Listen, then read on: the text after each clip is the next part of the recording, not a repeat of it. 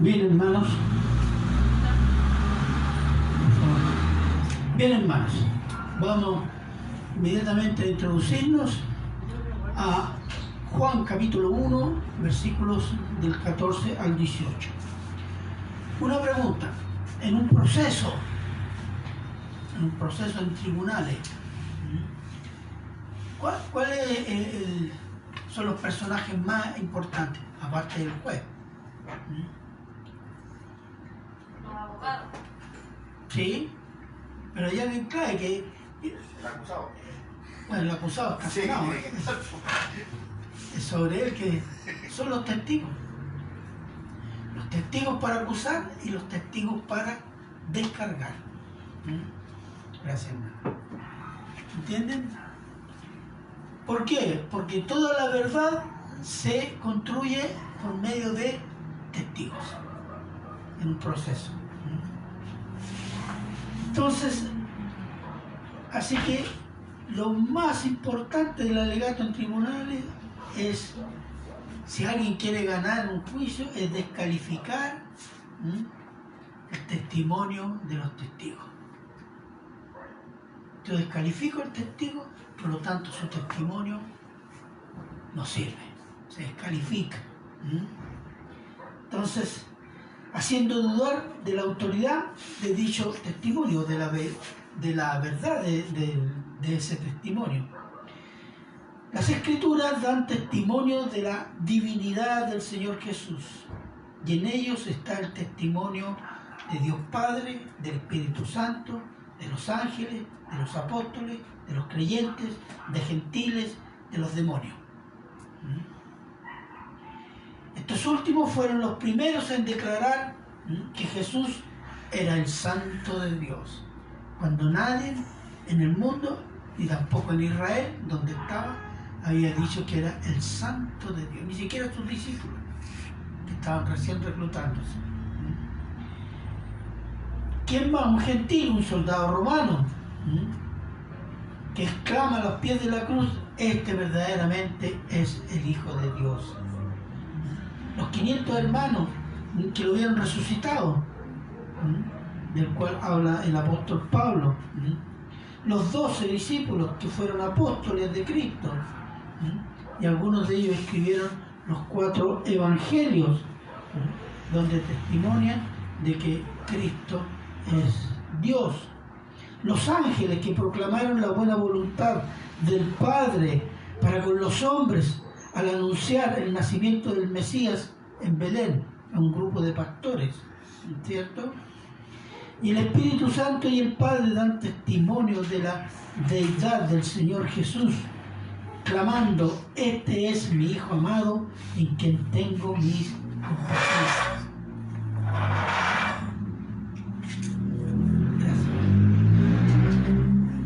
Pero el mundo y muchos teólogos y pastores inspirados por el Dios de este mundo descalifican las Escrituras diciendo que es inspirada por hombres, porque si yo descalifico la Escritura, yo descalifico todo el testimonio que hay ahí de Cristo.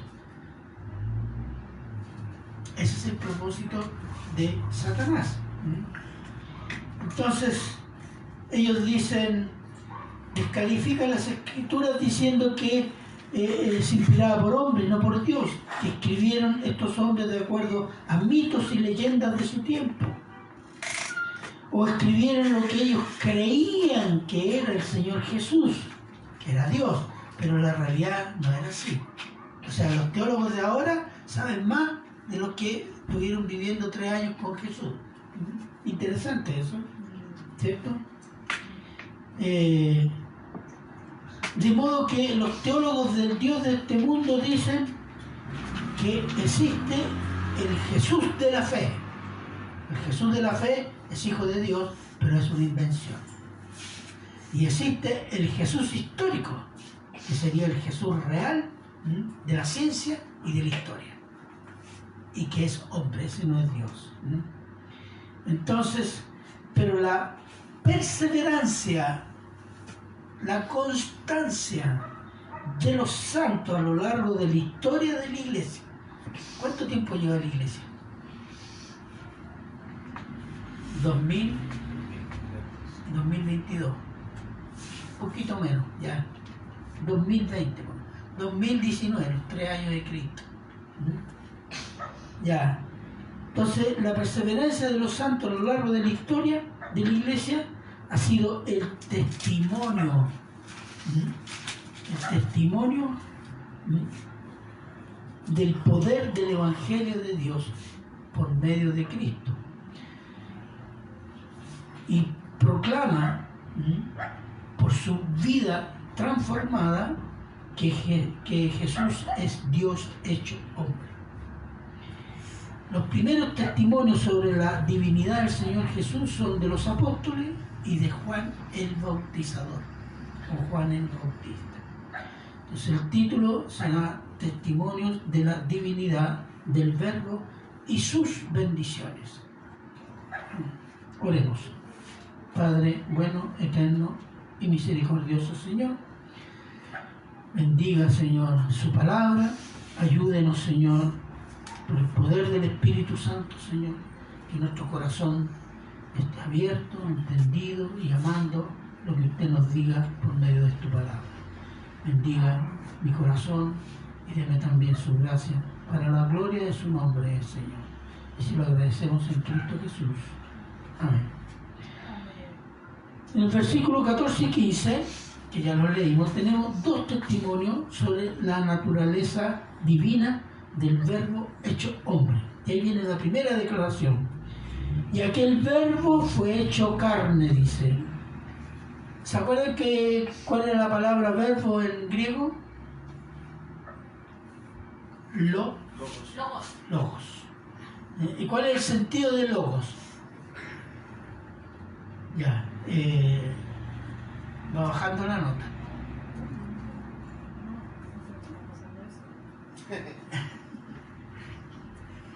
Cuando dice verbo, dice palabra o razón. Entonces, el logos es la razón de Dios. El pensamiento de Dios se hizo carne, se hizo hombre. Eso es lo que está diciendo. Entonces, el logos, dice, se hizo hombre. Como Dios, el logos no es creado. Porque es Dios, ¿no? No puede ser creado. Es increado, es eterno. Pero como hombre fue hecho. Fue hecho, que significa que se convirtió en hombre. Dios ejerció el poder de que su hijo naciera como hombre, como nacen todos los hombres, y se fuera concebido en el vientre de una mujer. Eso es un milagro tremendo. El Eterno es como decir que el Eterno, que él era Dios, se autolimitó al tiempo. ¿Se fija usted que es un rey que se transforma en un mendigo? Ese es el nivel. El invisible se hizo visible en figura de hombre. Él es espíritu, porque Dios es espíritu, y se hace hombre, se hace persona. A veces no medimos eso. ¿Sí? Dios, que es todopoderoso, pero se limitó en el tiempo. O sea, tuvo todas nuestras limitaciones como ser humano, pero sin pecado, como dice Hebreos. Veamos Filipenses 2, 5 al 8. Se lo leo yo, que dice: haya pues en vosotros este sentir que hubo también en Cristo Jesús, el cual, siendo en forma de Dios, no estimó el ser igual a Dios como cosa a cual aferrarse, sino que se despojó a sí mismo, tomando forma de siervo, hecho semejante a los hombres, y estando en la condición de hombre, se humilló a sí mismo, haciéndose obediente hasta la muerte y muerte de cruz. Entonces la humillación máxima, ¿cuál fue? Hacerse hombre. Y una muerte indigna, que es la muerte de cruz. Porque los romanos metían en la cruz no a los romanos, a los judíos, a todos los otros pueblos, porque decían que eran bárbaros. Entonces a los delincuentes, a los rebeldes, a eso los crucificaban vivos, para que murieran de a poco. Era una muerte terrible y humillante. Es decir, él siendo hombre no dejó de ser Dios, sino que veló, esa sería la palabra, sus atributos divinos, para que como hombre dependiera del poder del Espíritu Santo. Porque Jesús no ejerció sus poderes, pero sí, él estuvo bajo el control desde su nacimiento del Espíritu Santo. ¿Se acuerda de lo que dice en Lucas? El Espíritu Santo vendrá sobre ti. Veamos Lucas 4:1, por favor.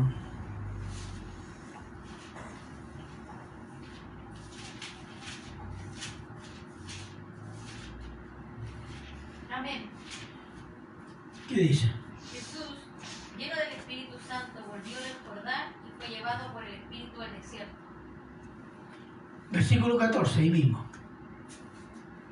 Y Jesús volvió en el poder del Espíritu a Galilea y se difundió su fama por toda la tierra de alrededor. Exactamente. Y en Mateo, cuando polemiza con los fariseos, y les dice, si yo hago milagros por el dedo del Espíritu Santo,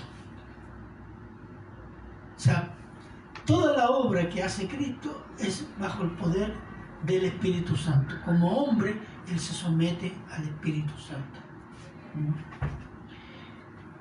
Y después dice, y habitó entre nosotros. ¿Qué significa eso? No significa los hombres del mundo, no, porque él vino a Israel. Tampoco significa todo Israel. Cuando dice habitó entre nosotros, significa los discípulos.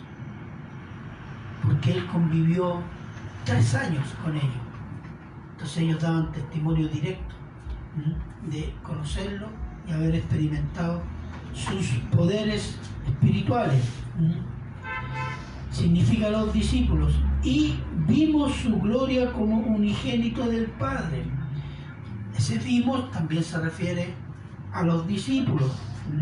Entonces aquí tenemos el primer testimonio de los 12 y prácticamente de los 3. Por ejemplo, ese vimos se refiere a los discípulos que vieron pequeñas muestras de la gloria del Padre en Cristo, como unigénito. ¿Qué significa unigénito? Único en su género.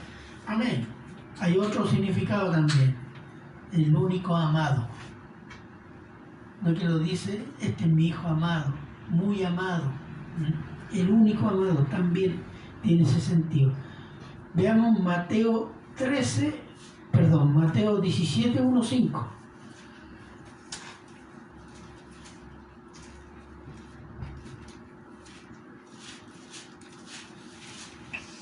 Amén.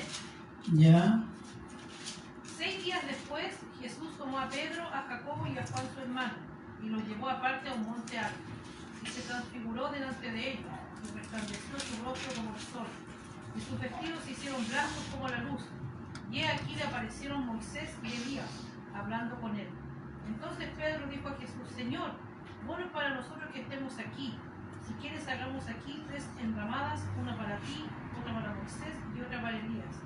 Mientras él aún hablaba, una nube de luz los cubrió, y aquí una voz desde la nube que decía, este es mi hijo amado, en quien tengo complacencia, a él oí. Fíjense,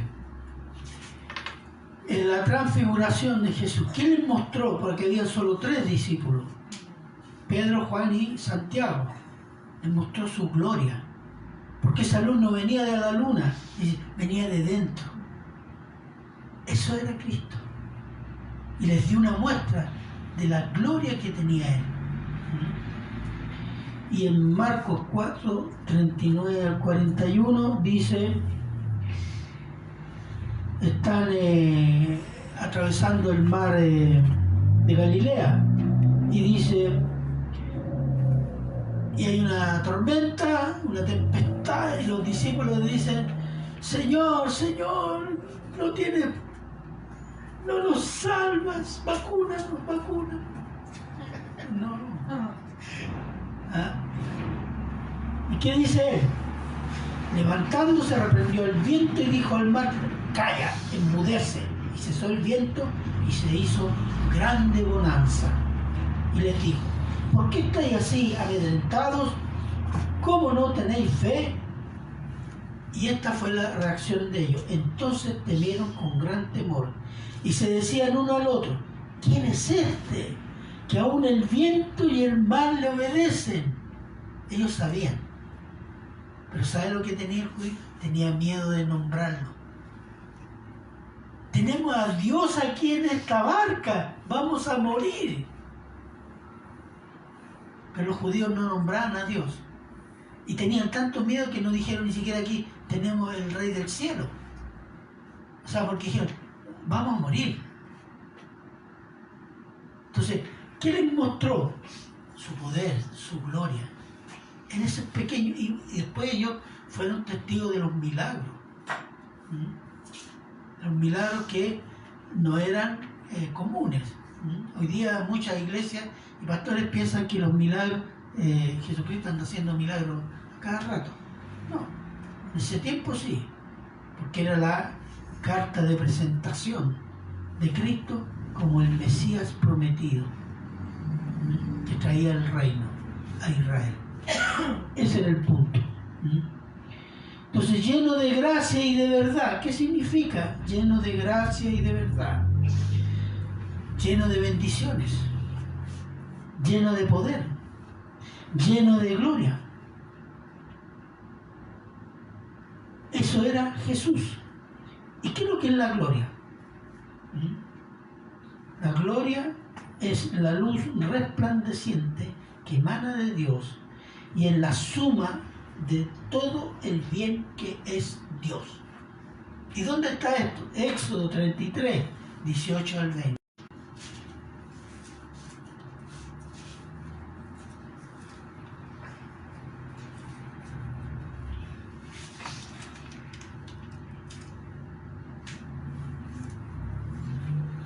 ¿Quién está ahí? Amén. ¿Ya? Él entonces dijo: te ruego que me muestres tu gloria. Y le respondió: yo haré pasar todo mi bien delante de tu rostro, y proclamaré el nombre de Jehová delante de ti, y tendré misericordia del que tendré misericordia, y seré clemente para con el que seré clemente. Fíjese, le dice: muéstrame tu gloria, y entonces yo haré pasar delante de ti todo mi bien, o sea, todo lo que yo soy. Entonces la gloria de Dios, ¿qué es lo que es? Todo el bien que es Dios. Porque decimos que en Dios no hay maldad, en Dios no hay pecado, no hay algo oscuro en Dios, no. Entonces todo Dios es bien. Y en ese sentido, Cristo representa eso. Cristo, siendo hombre, Él tiene toda la gloria que es de Dios, porque Él es Dios. Y después hay una proclamación, que también es la gloria de Dios. Cuando dice...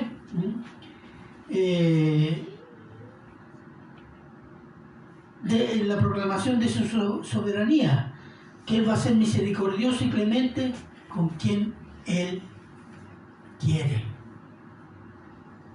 Fíjese, hermano, que su soberanía es su gloria, pero es una bendición para los hijos de Dios. Qué bueno que Dios es todo bien y es soberano, porque Dios no depende de los hombres, porque si depende de los hombres ya no es Dios, y sería algo terrible, ¿o no? No depende de su creación, cualquiera que sea esta, en todos sus aspectos. Él depende de sí mismo, y gloria a Dios por eso.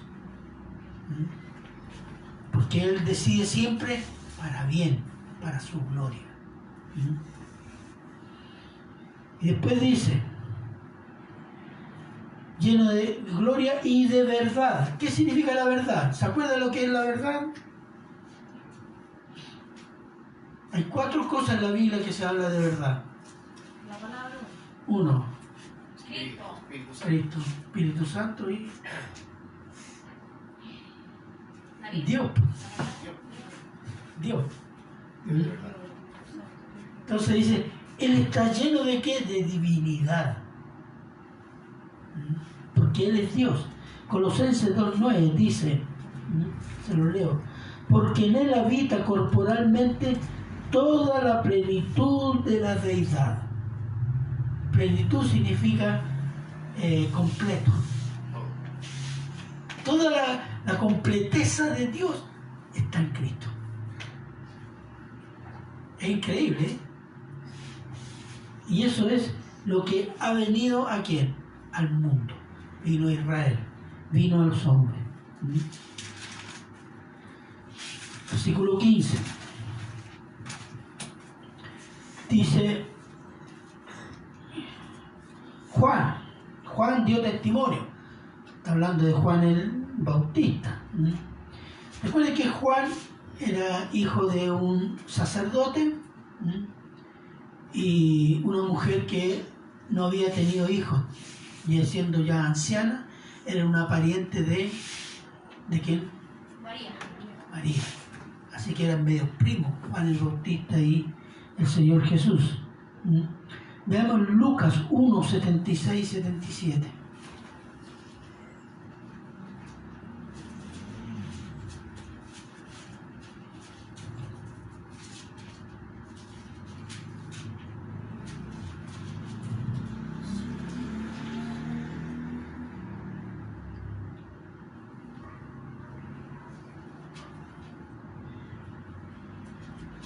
Adelante.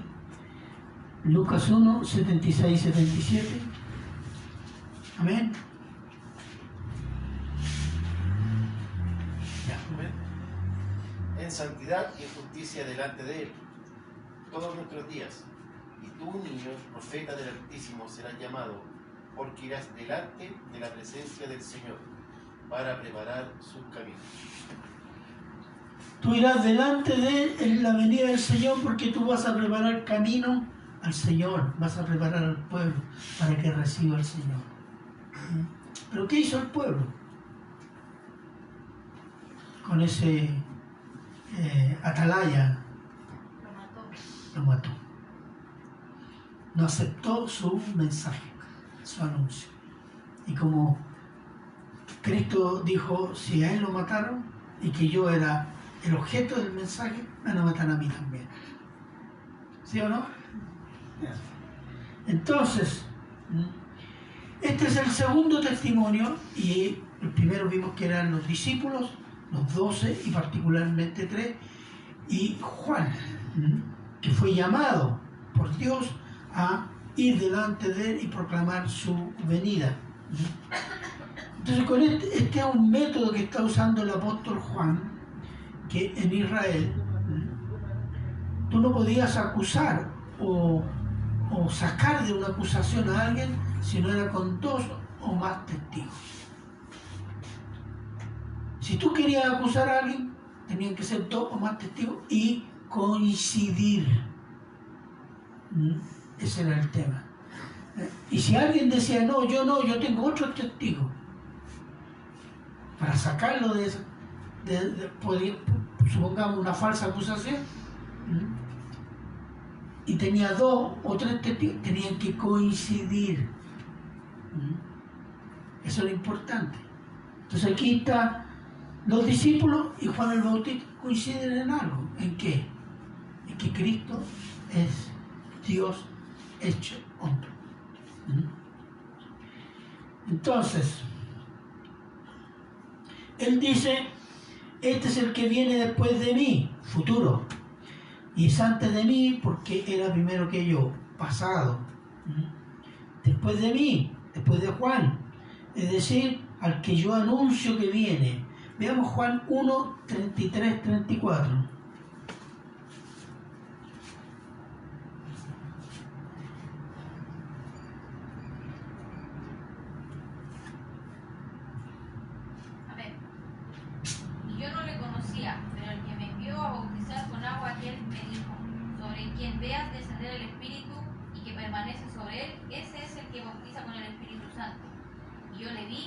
dado testimonio de que este es el Hijo de Dios.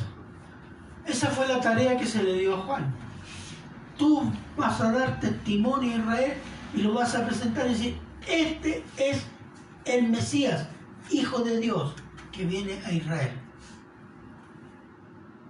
Entonces él ya tenía la idea de que era un personaje que venía de Dios. Era el Hijo de Dios. Pero era antes de mí. Veamos Lucas 3:16.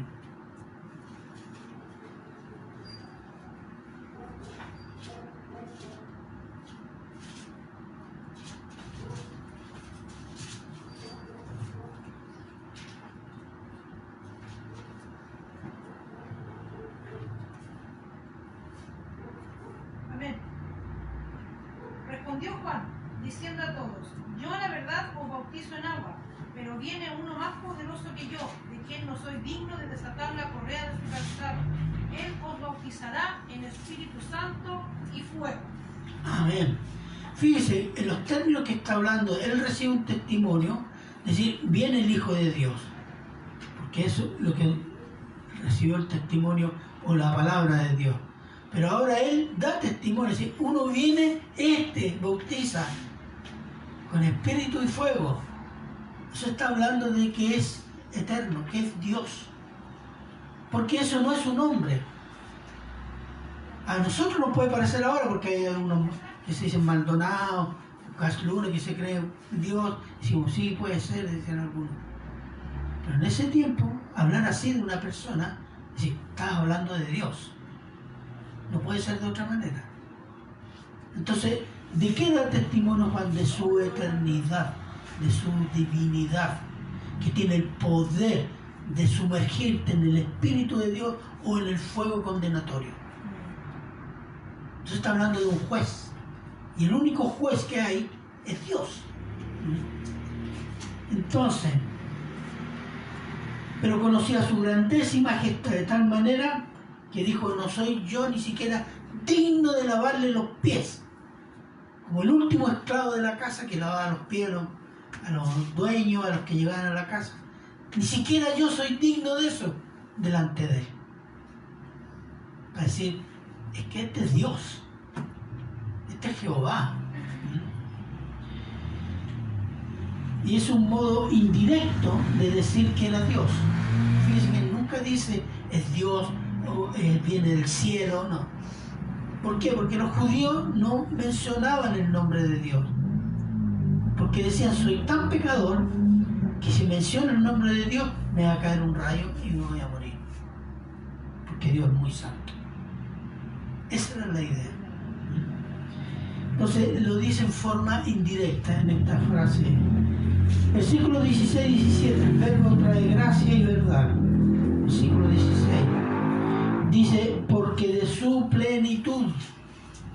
¿Qué significa plenitud? Ya lo dijimos. Ser completo, ser lleno y perfecto en todo bien. Lleno, perfecto, ¿y qué más dije? Completo.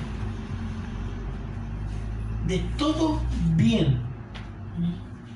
Y todos nos beneficiamos de esas características de Cristo. El mundo y los creyentes. Juan 1:29.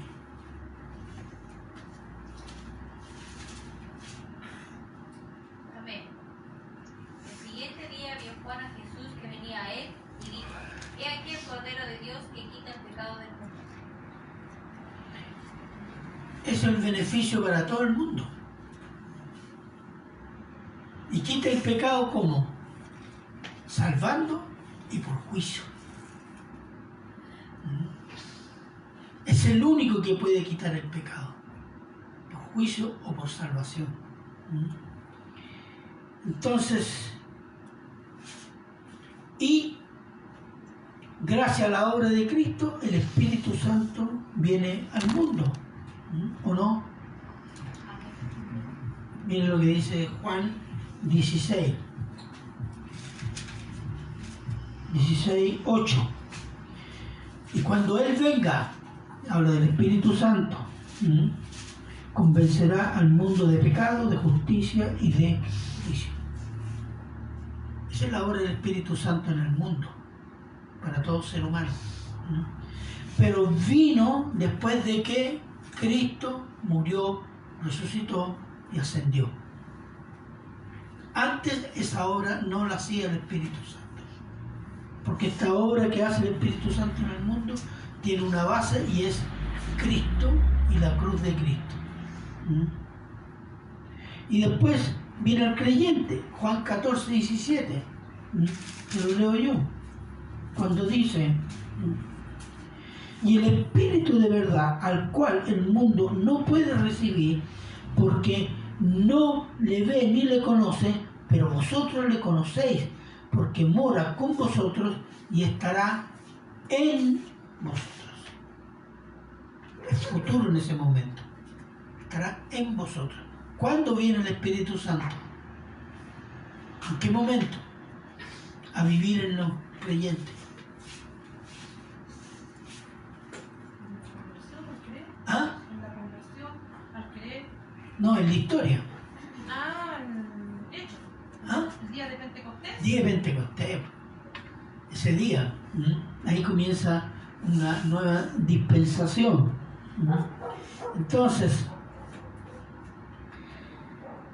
gracia sobre gracia. ¿Qué significa gracia sobre gracia? Es como decir demasiado mucho. Es para una forma exagerada, para decir una abundancia, pero como decimos nosotros, súper abundante. ¿O no?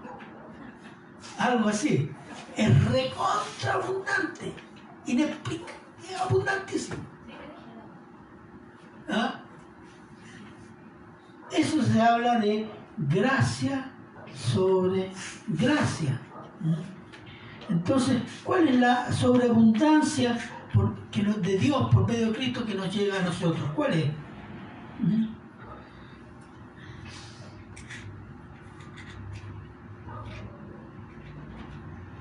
¿Cuál es? ¿Por qué estamos aquí? Por misericordia. ¿Ya? Por su gracia. Por su gracia. ¿Qué cosa hizo por su gracia? Nos salvó. Nos está santificando y nos dará gloria en la vida eterna. ¿Usted piensa que eso es lo normal? No. ¿Por qué? Porque somos seres humanos rebeldes y condenados. Entonces la sobreabundancia de Dios por medio de Cristo es salvar pecadores condenados, malos y también condenados. Salvarlo, santificarlo y llevarlos a la gloria de Dios Padre. Más encima les da dones, los trata como hijos y los llama hijos, y pasamos a ser hermanos de Cristo, hermanos menores de Cristo. ¿Nos parece poco eso? ¿Te pensabas ser hermana de Cristo? Pero la Escritura dice: somos los hermanos pequeños de Cristo. Estamos siendo conformados al carácter de Cristo. Eso es una gracia sobre gracia, hermano. ¿No? Como que todas estas cosas son, sí, normal, Dios da esto, sí. Dios no está obligado a salvarnos, ¿sabes? Y Dios podría haber echado a todo el mundo abajo, destruido todo el universo y hacerlo todo de nuevo si quería. ¿O no?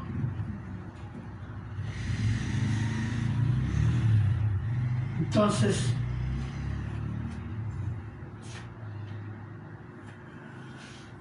Romanos 5, 20, 21.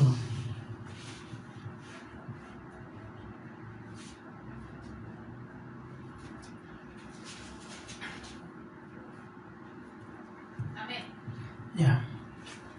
Pero la ley se introdujo para que el pecado abundase, mas cuando el pecado abundó, sobreabundó la gracia, para que así como el pecado reinó para muerte, así también la gracia reine por la justicia para vida eterna mediante Jesucristo, Señor nuestro. Esa es la sobreabundancia. Donde hubo sobreabundancia, hay sobreabundancia de pecado en el mundo. Amén. Sí. Hay mucho más sobreabundante gracia en Cristo Jesús para salvar. Y eso habla de poder. Su gracia es más abundante y poderosa que la abundancia de pecado. Hechos 3, 20, 21.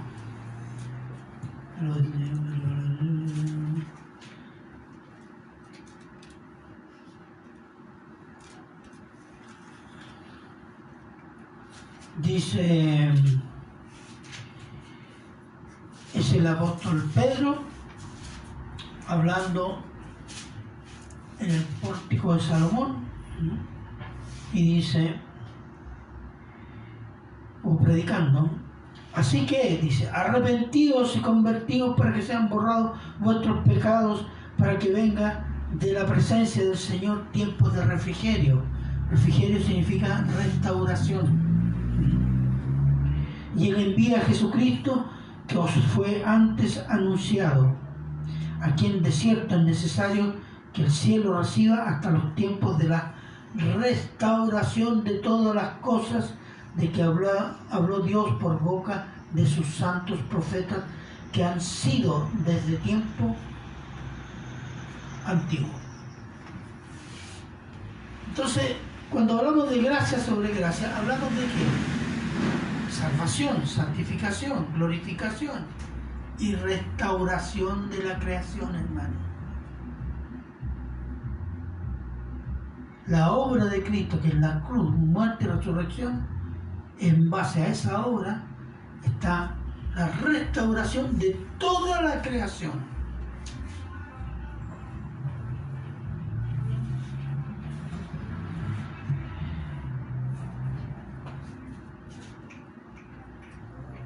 Versículo 17. La ley de Dios fue dada, la ley fue dada por Moisés. Entonces está hablando de la ley mosaica, que se denomina. Y fue dada por medio de Moisés. Pero la ley, ¿qué cosa muestra la ley? La ley muestra dos cosas. El estándar santo de Dios. Todas esas cosas que dice la ley, no harás esto, harás este otro. ¿Qué están mostrando? El odio de Dios hacia el pecado. Y el estándar santo de su persona. Veamos Romanos 7:12.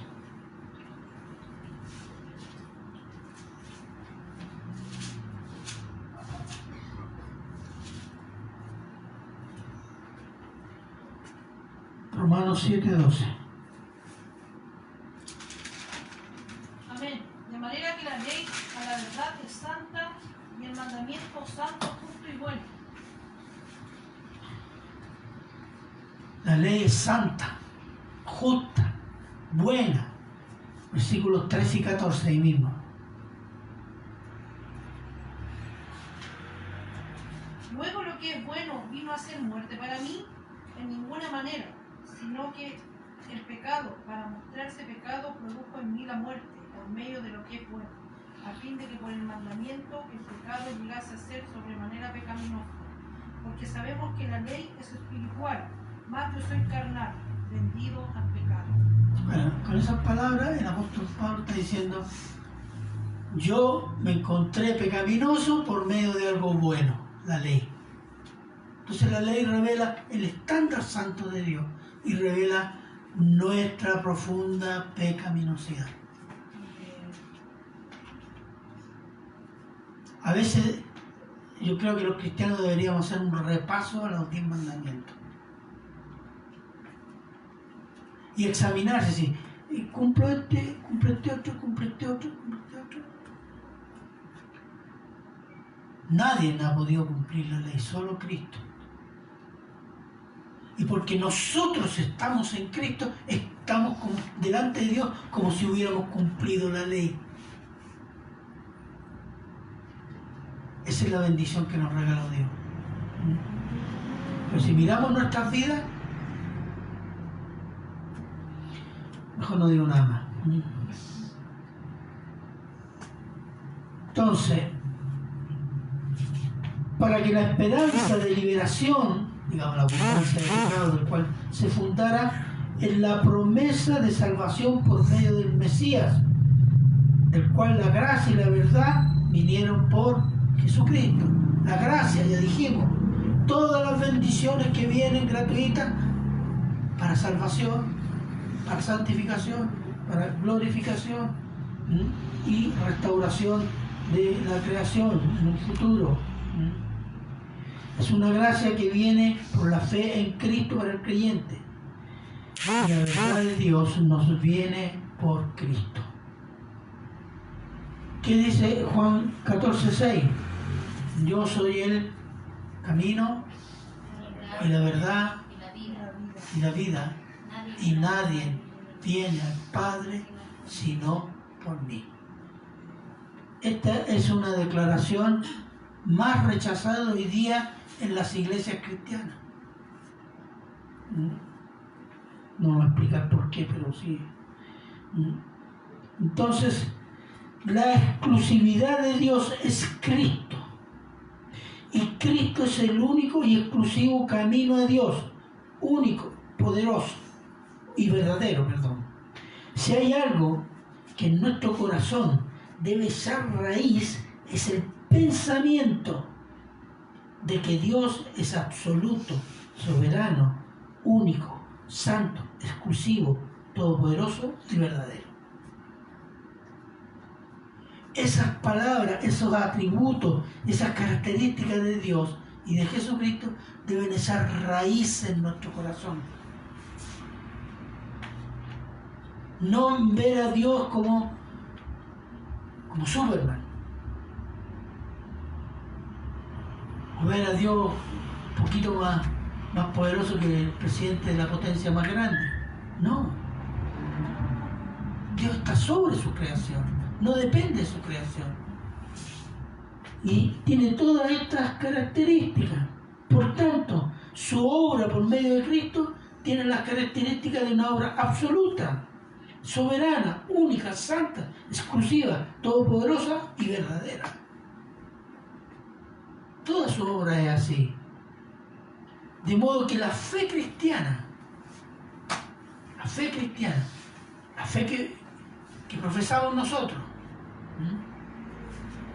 tiene las características de Dios. Es una fe, otros dicen una religión, absoluta, soberana, única, santa, exclusiva, todopoderosa y verdadera.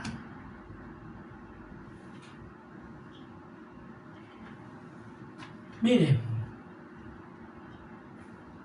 todo lo cual lo hace la religión hoy día, y eso por estadística, la religión más perseguida en el mundo.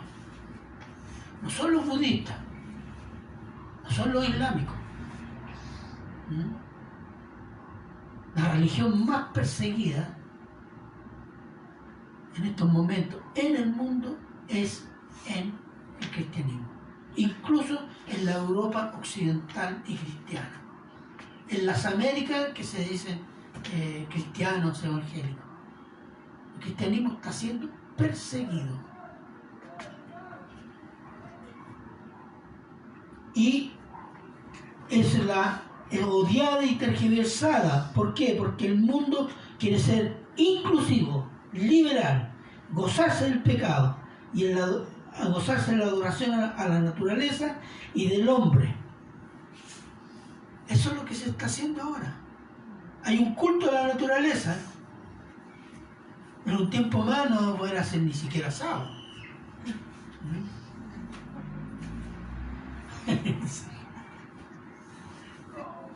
Porque hay un culto a la naturaleza, se están diosando. Y junto con eso también al hombre. Por ejemplo, el cristianismo es una columna y baluarte de la verdad de Dios instalada ¿dónde? En un mundo de pecado. Es un baluarte constantemente asediado, atacado por el mundo donde estamos. Entonces hay una guerra espiritual constante, permanente, contra nuestra carne, el mundo y el malo.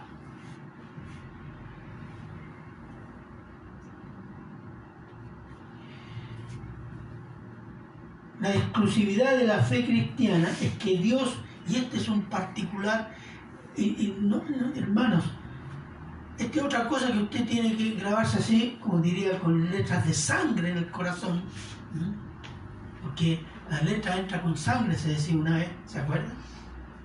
No se acuerdan. Yo soy más, quiere decir que soy más viejo. Sí.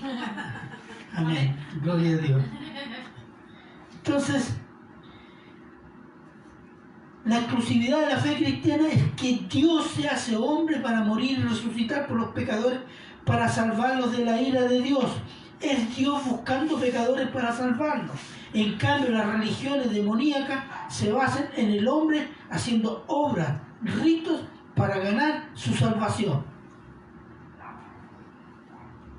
Y eso son todas las demás religiones. Todas. Desde los mormones, los católicos, los testigos contra Jehová, etc. Hasta las religiones paganas, todas están basadas en que el hombre tiene que hacer algo para salvarse. Y eso implica creer que el hombre tiene un poco de justicia, tiene algo que puede salvarlo. Ahora, muchos cristianos no dicen eso, pero viven así. Para no perder la salvación, tienen que hacer esto, esto, otro. Para crecer en santificación. Si pecan, ya no son tan santos, retrocedieron al escalón inferior. Viven así. ¿Y qué dice la Escritura? No hay justo ni aún uno. ¿Y qué le dijo Jesús al muchacho rico? Solo hay uno bueno. Eso está excluyendo a toda la raza humana. Pero a veces los cristianos no vemos eso. No nos entra. Esas ideas del culto al hombre, a la naturaleza y un montón de cosas que andan circulando, se han introducido en la iglesia de Cristo por medio de la música. La música ha sido el vehículo donde han entrado doctrinas demoníacas, doctrinas de hombres. Segundo, han sido ritos. Se han inventado ritos. En iglesias donde llegaba el apóstol con una espada, esta era la espada de David, que santificaba al hermano, decía, Dios te bendigo, y Dios tiene las naciones, te esperan.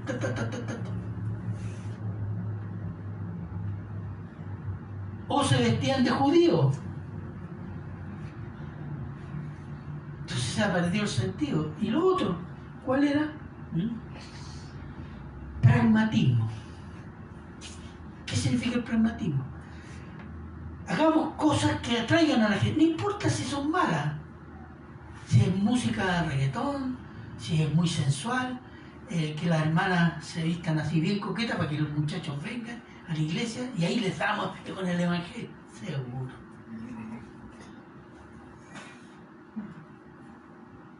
Pero así se han construido iglesias grandes. Pero son carne.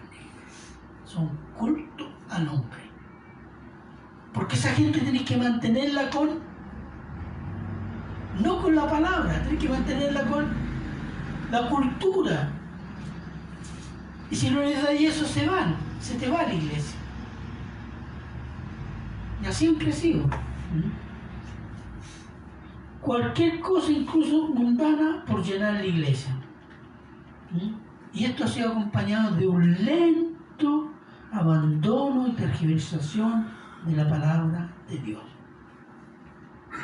Esto que estamos viviendo hace muchos años es el espíritu del anticristo en la iglesia,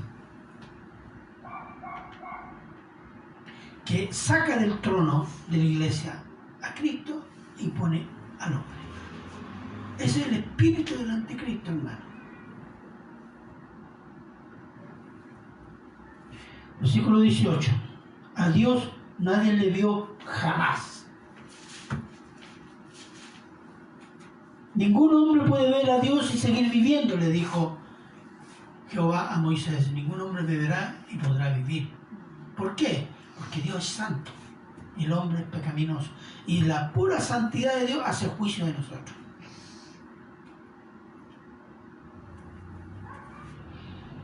Entonces, pero a algunos hombres se les reveló un pequeño vistazo de la gloria de Dios. Se les mostró una cosa pequeña. Por ejemplo, Moisés, ¿cierto? El Señor dijo, yo con Moisés me veo cara a cara. ¿Quién más? Isaías, Daniel tuvo visiones de Dios, Ezequiel, Zacarías, Juan el Bautista, los discípulos, Pedro, Juan y Santiago, el apóstol Juan, el apóstol Pablo. Y todos ellos quedaron desolados, devastados en su humanidad pecaminosa. Se desmayaban, creían que se iban a morir. Ya andan algunos diciendo, no, yo todas las mañanas cuando me voy a afeitar me encuentro con Jesús y conversamos de negocio. Seguro. El Satanás número uno ese. Pero también hubo un efecto. Fueron fortalecidos en qué? En humildad, en dependencia y en amor a Dios. ¿Para qué? Para hacer la obra que se les encomendó, hermano. Si usted quiere hacer una obra, decir, Señora, heme aquí, cultive la humildad, la dependencia de Dios y el amor a las cosas de Dios. El unigénito Hijo que está en el seno del Padre, esto nos dice de una comunión íntima, completa y perfecta entre Dios Padre y Dios Hijo. Como dijo Jesús en Juan, más adelante, dice, el Padre y yo, uno somos. Está hablando de una comunión perfecta. Y Él lo ha dado a conocer. Él lo ha revelado a los hombres y sobre todo a su pueblo. Por Cristo tenemos la revelación de Dios, ¿o no? Su carácter, sus propósitos, su salvación, su juicio, todo por medio de Cristo. Veamos algunos versículos. Mateo 11, 27. Y ahí vamos a ir terminando. Mateo 11, 27, ¿qué dice?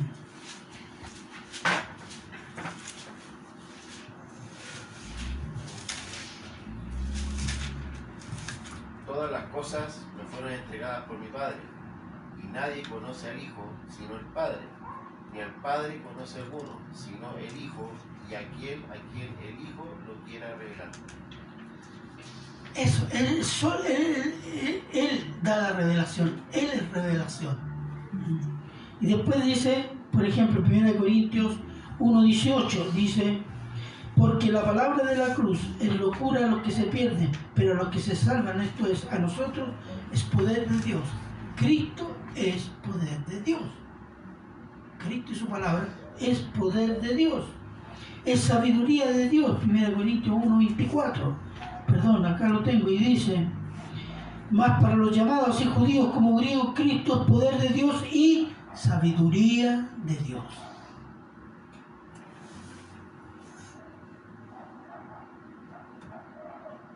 En Cristo están todas las riquezas de Dios.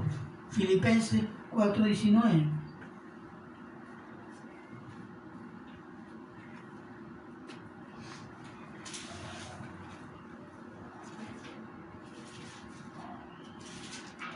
Amén.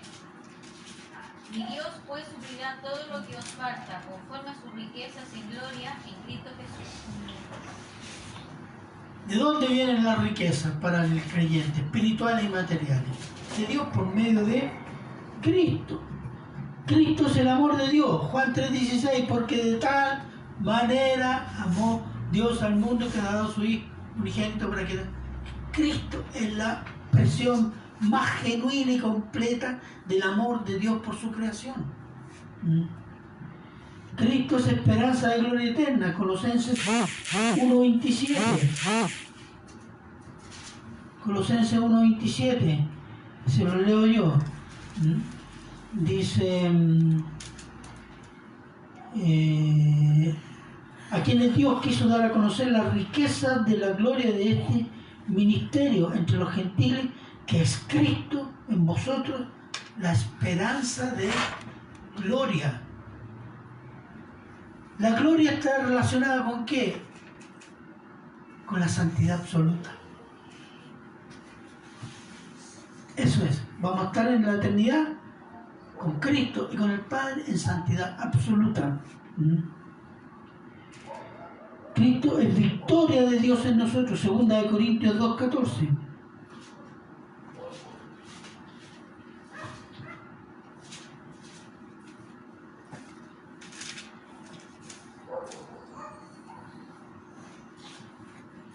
Mas a Dios gracias, el cual nos lleva siempre en triunfo en Cristo Jesús, y por medio de nosotros manifiesta en todo lugar el olor de su conocimiento. ¿Qué nos lleva a victoria? En Cristo Jesús. En Cristo Jesús tenemos victoria, la victoria de Dios. A veces nosotros queremos ganar en la carne, ¿no? Porque yo puedo, porque yo tengo el Espíritu Santo. No, son metas. Y por último, en Cristo estamos completos. Miren lo que dice Colosenses 2, 9-10, que dice: porque en él habita corporalmente toda la plenitud de la deidad, y vosotros estáis completos en él. ¿Quién es vosotros? Los creyentes. Los creyentes estamos completos en Cristo. Miren, en él somos bendecidos con toda bendición espiritual. No nos falta nada espiritualmente, para vivir para Dios, para luchar contra el pecado, el mundo y el malo. ¿Pero usted se siente completo? No sé. En la carne no. En la carne no. Porque estamos en carne pecaminosa todavía. Donde el pecado ha sido vencido, pero no ha sido expulsado de nuestro cuerpo. Porque este cuerpo Dios no lo reforma. Por eso habla de la resurrección de los santos. Un cuerpo glorioso. Entonces, ¿qué es lo que debemos entender? Lo que debemos entender y hacer es apropiarnos de Cristo. ¿Cómo eso? ¿Pescarlo a mí? Sí, eso tiene que hacerlo. ¿Cómo? Obedeciendo, sometiéndose. Hacer todas las cosas pensando en Él. Lo que dice Él. Porque a veces nosotros tenemos áreas de nuestra vida fuera de Dios. No, esto lo decido yo. No. Si queremos apropiarnos de Cristo y de todo lo que significa Cristo, tiene que someterse completamente para experimentarlo. Y esa es una lucha, no digo que es fácil, es una lucha. Pero fortalezcase la palabra, de la batalla. Y como toda batalla va a tener derrota. Pero a veces nosotros nos desanimamos con la primera derrota y no buscamos ayuda. ¿Cuál es la ayuda? La oración. Otra ayuda, la congregación. Que son las cosas que Dios ha puesto para nuestra edificación en Cristo. Así que aprópiese de Cristo. Es una batalla de toda esta vida para experimentar y tener un pequeño gozo, algo de la plenitud de Cristo, pero que es una pequeña muestra de cual gozamos para que entendamos qué es lo que nos espera en la eternidad. Porque ese gozo completo no lo podemos tener acá, por nuestra carne. Pero es total entera. Pero disponga su corazón y lo va a experimentar. Y es una pequeña muestra y lo va a encontrar tan grande. Pero imagínense lo que vamos a tener en la eternidad. Porque está prometido. Y el que ha prometido cumple su palabra. Es el Señor. Así que vivir en Cristo es la palabra clave. Vivir en Cristo es como estar viviendo sobre Cristo. Entonces yo hago todo lo que dice Cristo, pienso como Cristo, siento como Cristo, hago lo que quiere Cristo. Eso significa que es muy usado por el apóstol Pablo, vivir en Cristo. Comunión completa, perfecta, íntima, santa y eterna. Amén. Oremos. Padre bueno, eterno y misericordioso Señor, damos gracias, Señor, que el apóstol Juan presenta a nuestro Señor Jesús en una grandiosidad de sus atributos, características y de su poder, su obra. Gracias, Señor, por esta misericordia que usted nos ha regalado, solo por su buena voluntad, solo por su gracia. Yo ruego que el Espíritu Santo, Señor, tome esta palabra y la obre en nuestro corazón, la haga fructificar para su gloria.